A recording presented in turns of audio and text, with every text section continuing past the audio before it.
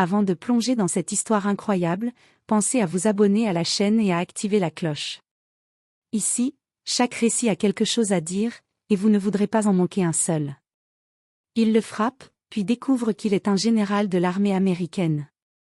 C'était une soirée calme dans le quartier de Westwood, une banlieue paisible à l'image des cartes postales. Les lampadaires diffusaient une lumière douce sur les trottoirs bordés d'érables, les pelouses étaient impeccablement taillées, et derrière les fenêtres encore illuminées, on apercevait des familles attablées, des enfants finissant leurs devoirs ou des couples regardant la télévision. Un vent léger faisait bruisser les feuillages, et l'air portait les odeurs familières de jasmin et de pelouse fraîchement coupée. Rien, absolument rien, ne laissait présager qu'un événement inattendu allait troubler cette tranquillité. John Carter, grand, solide malgré les années, marchait avec la posture droite des hommes qui ont connu l'ordre et la discipline. Il portait un long manteau gris foncé, fermé jusqu'au cou, et un chapeau classique légèrement incliné sur le front. Sous son bras, il tenait un petit sac contenant un dossier confidentiel qu'il devait remettre tôt le lendemain à Washington. Il venait de passer 2 heures en compagnie de ses anciens frères d'armes, autour d'un dîner discret dans un restaurant de vétérans. Ils avaient ri, évoqué les souvenirs, les missions secrètes, les camarades tombés, les victoires silencieuses. Cette soirée était une parenthèse de mémoire et d'humanité dans une vie forgée par le devoir. John n'était pas pressé. Il aimait marcher seul, écouter les bruits de la nuit, sentir le sol sous ses pieds. Il venait à peine de tourner au coin de la 8e avenue, en direction de l'hôtel où il logeait, quand un véhicule de patrouille ralentit à sa hauteur. À l'intérieur, l'agent Mark Davis, la trentaine nerveuse, les traits tirés et la mâchoire toujours serrée, balaya la rue du regard.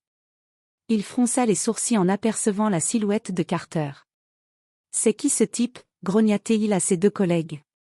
Steve Reynolds, un agent plus âgé, ancien militaire reconverti, jeta un regard rapide.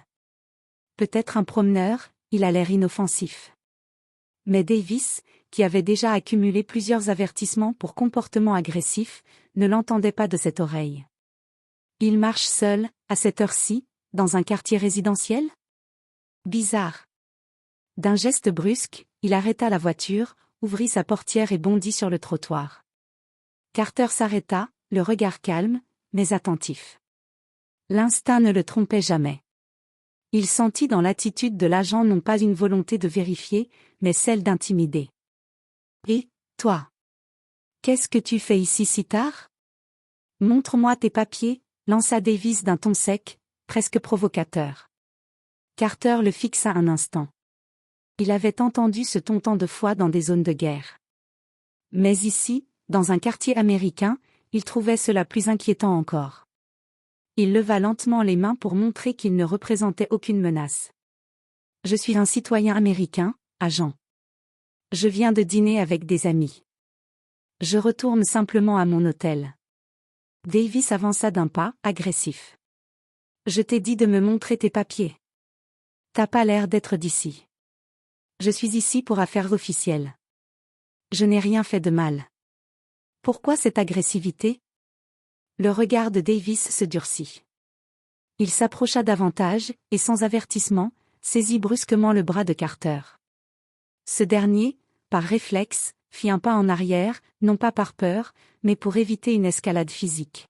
« Tu veux jouer au malin, hein ? Tu crois que t'es qui ?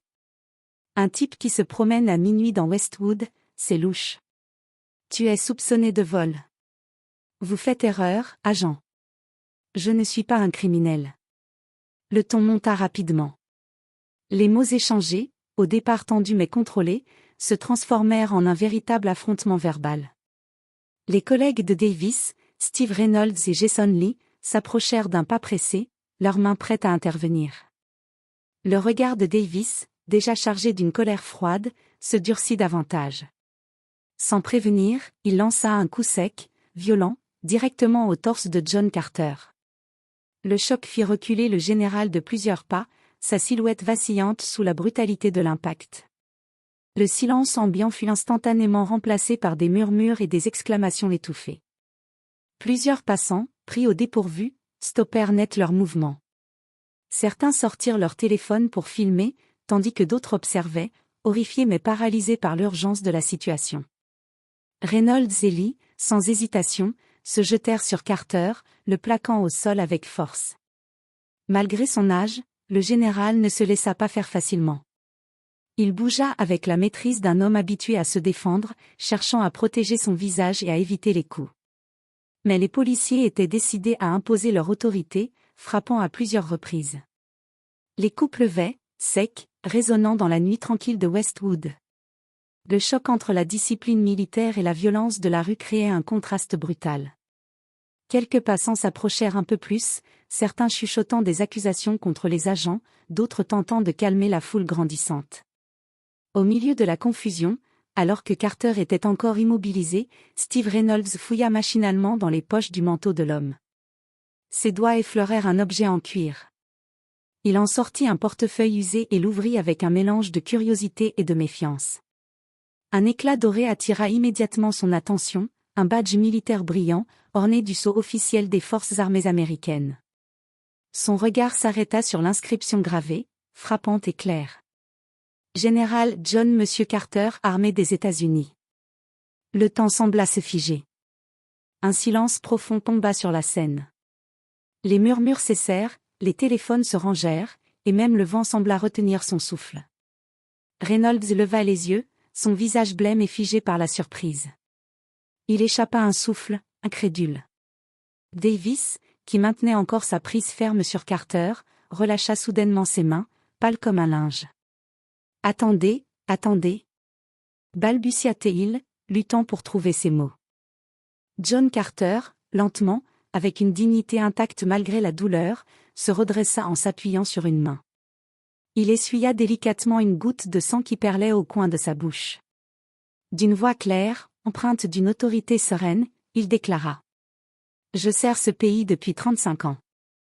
Je n'ai jamais manqué à mes devoirs, ni envers mon pays, ni envers mes concitoyens. » Autour d'eux, les visages des passants reflétaient désormais autre chose que la peur ou la curiosité, une colère sourde, une réprobation silencieuse envers la brutalité injustifiée des agents.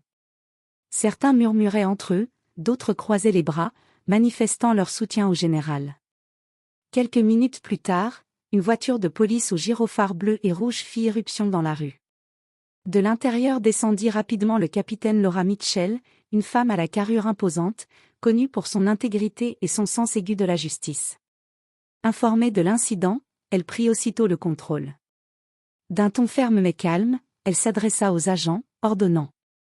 « Je veux un rapport complet sur ce qui vient de se passer. Et qu'aucune action ne soit prise avant que j'aie personnellement examiné les faits. » Puis, s'adressant à Carter avec respect, elle ajouta. « Monsieur le général, je suis désolé pour ce qui vous est arrivé. Nous allons faire toute la lumière sur cet incident. » La foule, toujours présente, sentit la tension se dissiper peu à peu, remplacée par un mélange d'espoir et de soulagement. Mais tous savaient que cette nuit resterait gravée dans les mémoires, un symbole de la nécessité de respecter la dignité humaine, quelles que soient les circonstances. La vidéo de l'arrestation brutale fit le tour du pays en quelques heures. D'abord publiée par une adolescente du quartier sur un réseau social, elle montrait avec clarté une scène dérangeante, un homme noir d'un certain âge, plaqué au sol, frappé à plusieurs reprises par des policiers, avant qu'un badge militaire ne tombe de sa poche. Le moment précis où le badge est ramassé, et le regard de stupeur du policier qui le lit, fut repris en boucle, cristallisant toute la gravité de la situation. Les réactions furent immédiates. CNN, NBC, Fox News, France 24, tous les grands médias diffusèrent la séquence en direct, avec en bandeau. Un général de l'armée américaine humilié par la police. Brutalité policière, quand l'un des leurs devient une cible. Westwood, l'affaire qui secoue l'Amérique. Les plateaux télé s'enflammèrent. Des anciens combattants prirent la parole, bouleversés. Des voix habituellement opposées politiquement se rejoignirent pour dénoncer l'injustice. Un vétéran du Vietnam déclara sur une chaîne nationale. Ce n'est pas seulement un homme qui a été frappé. C'est un symbole. Quand même un général peut être traité ainsi, que dire du citoyen lambda? Les réseaux sociaux explosèrent. Le hashtag Justice for General Carter devint numéro 1 dans le monde entier en moins de 24 heures. Des milliers de messages de soutien affluèrent, y compris d'anciens présidents, d'acteurs hollywoodiens, de soldats en service à l'étranger, et de jeunes militants des droits civiques. Le lendemain matin, dans une salle municipale comble et tendue, le maire de Westwood, Robert Hanson, apparut devant les caméras. Visiblement affecté, il lut une déclaration préparée d'une voix grave, entre colère et honte. Ce qui s'est passé la nuit dernière dans notre ville est inacceptable. Nous ne tolérerons aucun abus de pouvoir, aucun usage injustifié de la force, ni envers nos citoyens, ni envers ceux qui ont servi notre nation avec honneur. Une enquête interne et indépendante est déjà ouverte. Et je m'engage personnellement à ce que la vérité soit établie, sans compromis. Quelques heures plus tard, le général John M. Carter, encore affaibli physiquement mais debout, apparut dans une brève vidéo officielle publiée par son entourage. Vêtu de son uniforme impeccable, son regard était ferme, sa voix posée, chaque mot choisi avec précision. Ce qui m'est arrivé est révélateur d'un problème plus profond. Ce n'est pas une affaire personnelle. C'est le reflet d'un système qui, parfois, confond autorité et intimidation. Il ne s'agit pas de pointer du doigt une ville, mais de nous interroger collectivement. J'ai choisi de ne pas répondre à la violence par la colère, parce que je crois encore au dialogue, à la responsabilité, et surtout, à la justice. Que cette expérience serve de leçon. Non pour diviser, mais pour unir. Ce message, sobre mais puissant, fit l'effet d'une onde de choc.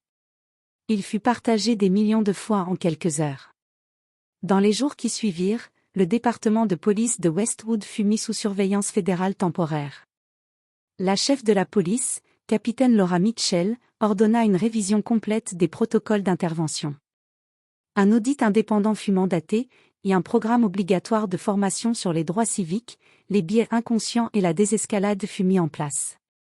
Les 3 agents impliqués, Mark Davis, Steve Reynolds et Jason Lee, furent suspendus avec effet immédiat, en attente des résultats de l'enquête. Leurs dossiers furent réexaminés, et il fut révélé que Davis avait déjà fait l'objet de 2 signalements internes pour usage excessif de la force, étouffés par manque de preuves.